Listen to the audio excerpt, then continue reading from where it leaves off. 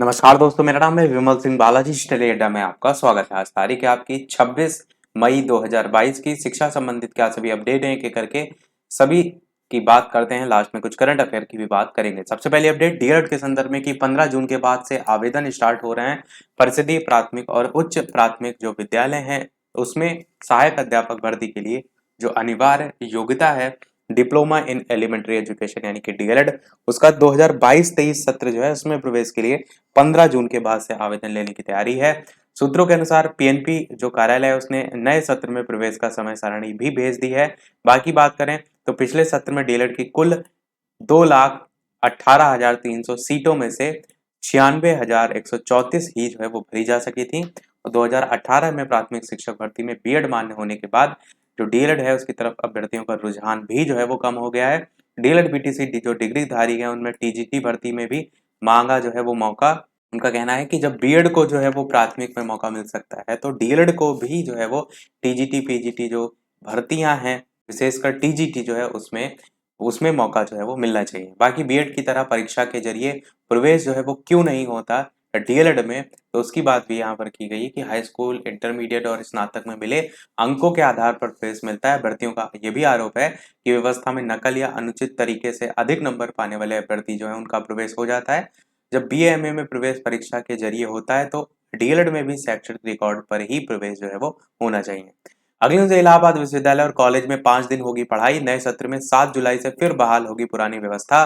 तो यहाँ पर बात की जा रही है इलाहाबाद विश्वविद्यालय की। अगली न्यूज है 286 चयनित जो है उनको महाविद्यालय आवंटित 5 विषयों की काउंसलिंग के साथ ऑनलाइन जारी किए गए असिस्टेंट प्रोफेसर के नियुक्ति पत्र प्रयागराज से न्यूज है। अगली न्यूज है 286 असिस्टेंट प्रोफेसर जो है उनको कॉलेज आवंटित, जो कि हमने ऊपर देखा, प्रयागराज से न्यूज है। अगली न्यूज है छात्रों को 1 लाख रुपए की छात्रवृत्ति नैनी से न्यूज है। आरके ग्रुप ऑफ इंस्टीट्यूट के जो है बारे में बात की गई है। अगली न्यूज है आपकी शिक्षक पद पर दोबारा आवेदन को दे एनओसी। तो इलाहाबाद उच्च न्यायालय ने कहा है कि बेसिक शिक्षा परिषद के सचिव आदेश का पालन करें या 4 जुलाई को अवमानना जो है उसमें हाजिर हों।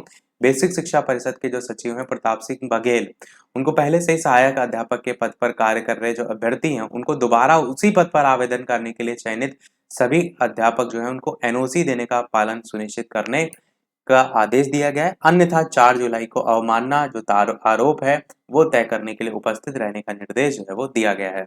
तो उसी के बारे में डिटेल में बात की गई है। अगली न्यूज है अरबी फारसी जो मदरसे हैं उसमें समूह घ की जो भर्तियां हैं वो जांच शुरू। तो विशेष सचिव जेपी सिंह जो है उन्होंने कहा है नियमित जो नियुक्ति है उन पर भी थी रोक। अगली न्यूज है आज की रोहेलखंड विश्वविद्यालय का निरीक्षण करेंगे राजभवन की जो है वो टीम। तो दिन भर चमकाए गए हैं विश्वविद्यालय के विभाग और पुस्तकालय। रोहेलखंड विश्वविद्यालय की बात की गई। अगली न्यूज है प्रोफेशनल कोर्सेज की परीक्षा 18 जून से जो है वो होगी। यहाँ पर भी सेम बरेली से ही न्यूज है। अगली न्यूज है 93 नर्सेज जो है उनको प्रोन्नति का तोहफा पद भरने की जो है वो मांग। अगली न्यूज है केजीएमयू शिक्षक के निलंबन का आदेश अदालत से खारिज। तो लखनऊ से न्यूज है अनुशासनहीनता में निलंबित हुए थे तो उन्हीं की बात जो है वो की गई है तो उनको बड़ी राहत की खबर है। अगली न्यूज है शिक्षक की नौकरी दिलाने के नाम पर लाखों की ठगी। तो यहाँ पर बाबागंज हिंदुस्तान न्यूज़पेपर जो है उसमें न्यूज है कि लाखों रुपए ऐड लिए गए हैं। तो इस प्रकार के जो चीजें हैं उनसे थोड़ा सा बच के रहिए। और ये भी लिखा है कि इसके तहत दिया गया चेक जो है वो बाउंस हो गया। पीड़ित की तहरीर पर पुलिस मामले की जांच जो है वो कर रही है। अगले दिन से यूपी का बजट जो है वो आज शिक्षा रोजगार पर भी रहेगा पूरा जोर। लखनऊ से जो है वो न्यूज है प्रदेश सरकार गुरुवार को विधानसभा में बजट पेश करेगी।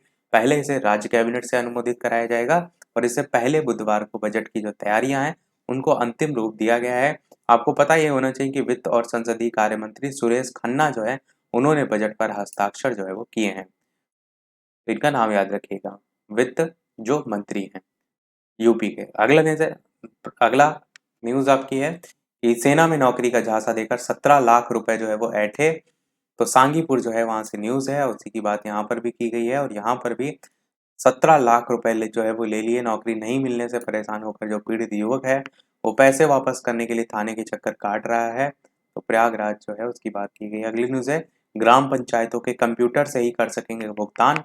कानपुर से न्यूज है ग्राम पंचायतों के विकास कार्य में खर्च धनराशि के भुगतान को लेकर नियमों में बदलाव हुआ है। अब प्रधान और सचिव को भुगतान करने के लिए ग्राम सचिवालय जो है वो नहीं आना होगा, वो सिर्फ वहीं के कंप्यूटर में डोंगल लगाकर भुगतान जो है वो कर सकेंगे। सेकंड लास्ट न्यूज़ है, करंट अफेयर की लास्ट दोनों न्यूज़ हैं आपकी कि चैंपियन जोकोविच तीसरे दौर में, राडुकानु जो है उनका सफर खत्म हो गया है। फ्रेंच ओपन की बात की गई है, पेरिस से जो है वो न्यूज़ है।